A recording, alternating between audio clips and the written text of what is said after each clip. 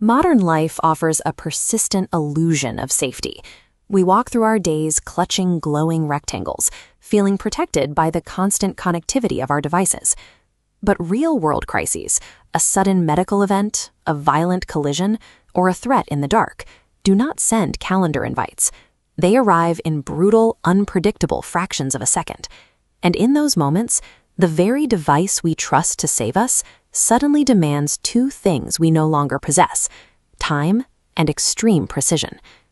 When sudden trauma or fear strikes, your body instantly triggers a fight or flight response. It is a biological override designed millions of years ago, long before the invention of touchscreens. As adrenaline floods, your biology actively works against your technology. This diagram shows blood flow rapidly restricting away from your extremities to protect core organs. Fine motor skills fail. Look at this SOS timeline: waking the device, punching passcodes, navigating apps. Every step bleeds seconds. During a crisis, that smooth pane of glass functions as a barrier. It requires cognitive focus and physical steady-handedness that evaporates the moment adrenaline takes over. The engineering challenge is clear. The system must bypass the user interface entirely. To work, it has to shift from delicate fine motor skills to raw, instinctive movement. This is the logic behind Raksha Kavach. This free emergency app relies on a kinetic trigger. Instead of typing or swiping, the user simply shakes the device 3 to 4 times. Those few shakes act as a physical override.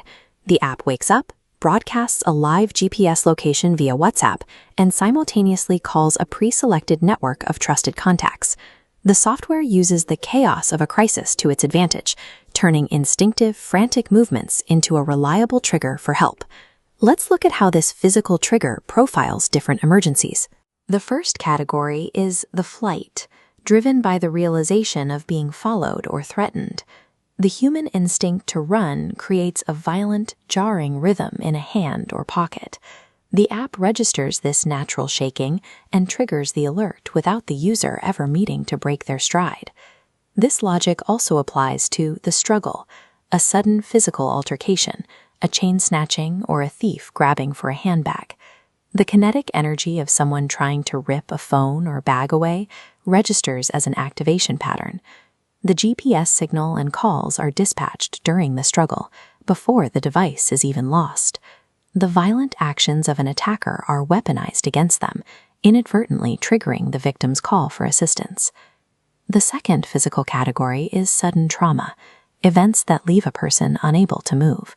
A senior citizen slipping at home, or an isolated hiker taking a severe fall. This graph visualizes a drop. Fast downward acceleration, then an immediate stop, generates a distinct kinetic spike the app reads as distress. Zooming out, we see a larger telemetry spike representing a high-speed impact, like a car or a motorcycle collision.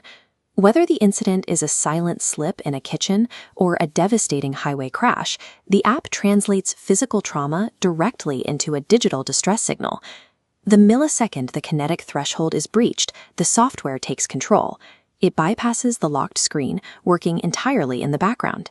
It executes a dual communication strategy, establishing a precise digital footprint via GPS while forcing audio connections through the phone network. By automating the most difficult steps of crisis management, the software accomplishes in milliseconds what a panicked human could not achieve in minutes. This design addresses a demographic reality. Emergencies often affect those who are least equipped to navigate complex technology. A child lacks crisis training. An adult with severe chest pain may be paralyzed. However, involuntary distress tremors are enough to activate the system. Removing the requirement for technological literacy or fine motor control ensures personal safety is accessible to entire families, regardless of age or physical state. True accessibility in emergency design means requiring zero active thought from the user. It relies on instinct alone. Raksha Kavach automates the smartphone's role in a crisis, ensuring the device reacts to physical distress even when the user cannot. Sophisticated hardware fails its most critical test if it requires a steady hand during a medical emergency or a high-speed collision. Survival shouldn't depend on navigating a glass screen. It should be as simple as one shake, one alert, and one chance to reach help.